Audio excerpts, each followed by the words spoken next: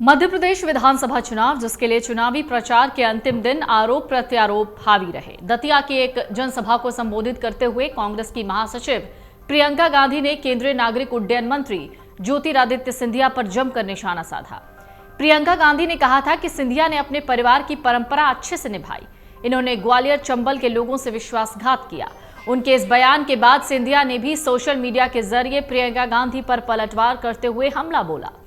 BJP के राज्यसभा सांसद ज्योतिरादित्य सिंधिया ने प्रियंका को पार्ट टाइम नेता बताते हुए आईने में झांक लेने की सलाह दे दी।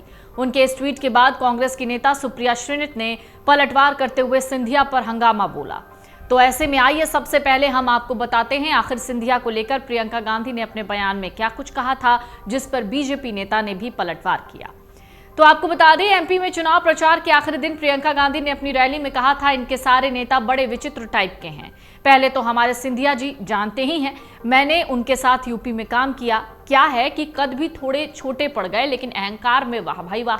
जब हम यूपी में काम कर रहे थे तो यूपी वाले हैं तो शिकायत, गुस्सा और नाराजगी सब निकाल देते हैं। उन्होंने आगे कहा, महाराज बोलने की आदत नहीं है, लेकिन उनके पास जो भी कार्यकर्ता जाता था कहता था कि दीदी महाराज महाराज करना पड़ता है, हमारे मुंह से नहीं निकलता है तो काम ही नहीं होता।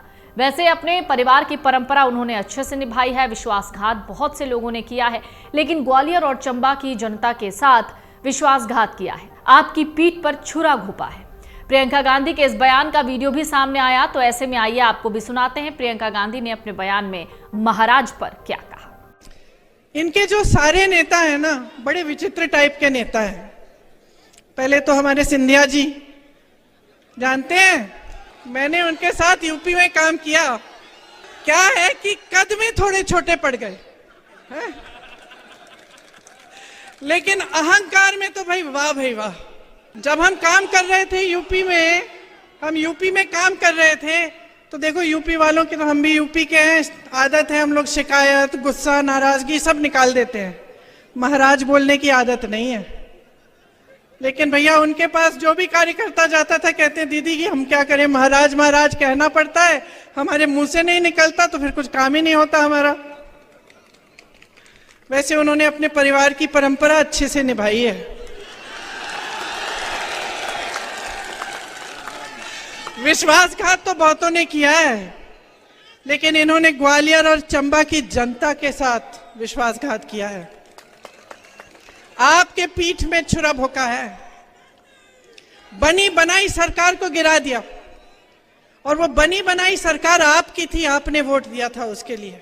3.5 साल से इस सरकार ने आपको 21 रोजगार दिए हैं। वो सरकार कांग्रेस की थी। मैंने जैसे कहा, छत्तीसगढ़ में देखिए बेरोजगारी का दर क्या है, आप ही के साथ धोखा हुआ है। प्रियंका गांधी के इस बयान के बाद ज्योतिरादित्य सिंधिया का बोलना भी लाजमी था। केंद्रीय मंत्री ज्योतिरादित्य सिंधिया ने सोशल नेटवर्किंग साइट एक्स पर अपनी बात रखी, कहा कई पॉइंट में जवाब देंगे। उन्होंने लिखा, प्रियंका गांधी जी पार्ट टाइम नेत्री हैं, तो इन दो परंपराओं के फर्क को समझने की उनमें क्षमता हो, इसकी आशा मैं करता हूं।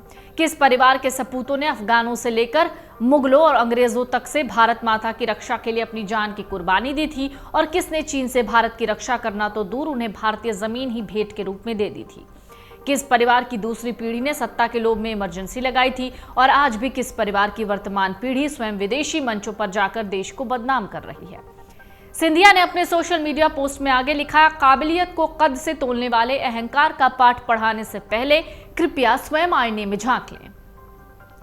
भ्रष्टाचारियों और वादा खिलाफियों के शासन को बार बार सिंधिया परिवार ने बदला है, और पुनः आपका सुपड़ा साफ मध्य प्रदेश से जनता करने जा रही। अपने भाषण के दौरान ग्वालियर चंबल को ग्वालियर चंबा कहने वाली प्रियंका गांधी जी को मेरे परिवार पर आक्रमण करने के लिए भी एक पर्चे पर लिखी लाइनों की आवश्यकता पड़ी। उनकी सोच और ग्वालियर चंबल को लेकर समझ कितनी है, इसका अंदाजा भी लग गया।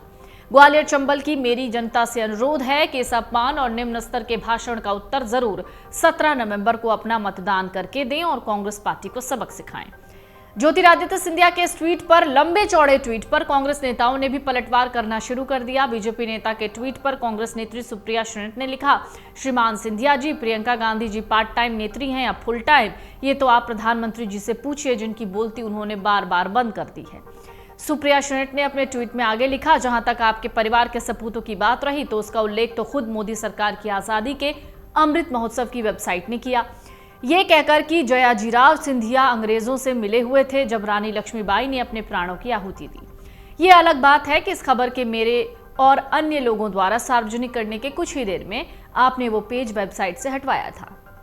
तो सवाल ये नहीं कि हम क्या बोलते और सोचते हैं, चिंता तो आपको ये करनी चाहिए कि आपके आका और आपकी सरकार आपके परिवार के बारे में क्या सोचती है। सिंधिया पर हमला बोलते हुए सुप्रिया श्रेष्ठ ने अपने ट्वीट में आगे लिखा, आपके बाकी अनर्गल आरोप तो उन्हीं व्हाट्सएप पर आए ज्ञान का हिस्सा है जिनको आपने अब तक अच्छे से रट लिया है। जिस परिवार से इतनी दिक्कत थी उसके चलते तो आप राजनीति में आए, और इतना ही तकलीफ थी तो सत्ता की मलाई चाटते वक्त ये बातें याद नहीं आई। पंडित नेहरू के बारे में बोलने से पहले ये बताइए, मोदी इतना रोते क्यों हैं? देश के प्रथम प्रधानमंत्री ब्रिटिश हुकूमत के 200 साल बाद जब देश आजाद हुआ तो सीधे राष्ट्र निर्माण में जुट गए। गुलामी का रोना नहीं रोया। जिन इंदिरा जी का जिक्र करने लायक आप हैं नहीं है, उन्होंने लाख विदेशी ताकतों के विरोध के बावजूद पाकिस्तान के 2 टुकड़े करके विश्व का भूगोल बदला। पीएम मोदी की तरफ फ्री में बिरयानी खाने लाहौर नहीं लपकी चली गई थी। सुप्रिया श्रेष्ठ ने अपने ट्वीट में आगे लिखा, और जिस राहुल गांधी के चलते आप सत्ता में आगे बढ़े, उन्होंने आपकी तरह अपने असूलों का गला नहीं घोटा और दुम दबाकर सत्ता के लोभ में पाला नहीं बदला, बल्कि सच बोलने की भारी कीमत चुकाई और इस देश को जोड़े रखने के लिए 4000 किलोमीटर पैदल नाप दिया। सुपड़ा किसका साफ होगा ये जनता दिखा देगी। लगता है दल बदलने के बाद आपने अपने संभाग के चुनावी नतीजे आप भूल गए हैं। बाकी बीजेपी में आपको कितना स्नेह मिल रहा है वो सबके सामने है। अपनी जगह बनाने की नाकाम कोशिशों और आपसी द्वंद्व से निपटने के लिए मेरी शुभकामनाएं। वैसे सुन नहीं पाएंगे जो भाजपाई आपके बारे में कैमरा बंद होने के बाद कहते हैं। आपको बता दें, कभी कांग्रेस के लिए फ्रंट फुट से बचाव करते दिखने वाले सिंधिया और राहुल गांधी इतने करीब थे कि दोनों की संसद में सीट भी एक साथ ही थी।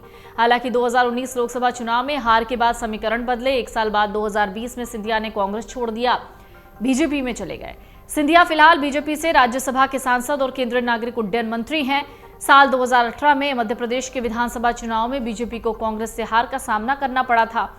कमलनाथ के नेतृत्व में कांग्रेस ने सूबे में सरकार बनाई, लेकिन साल 2020 में ज्योतिरादित्य सिंधिया की बगावत के बाद 15 महीने की कांग्रेस सरकार गिर गई। करीब 18 साल तक कांग्रेस में रहने के बाद ज्योतिरादित्य सिंधिया ने 22 विधायकों के साथ कांग्रेस छोड़ दी थी, जिससे 2020 में मध्य प्रदेश में कमलनाथ के नेतृत्व वाली तत्कालीन सरकार गिर गई थी और शिवराज सिंह चौहान बीजेपी में थे तो वहां के मुख्यमंत्री बन गए। कांग्रेस इस मुद्दे को विधानसभा चुनाव में खूब उठा रही है।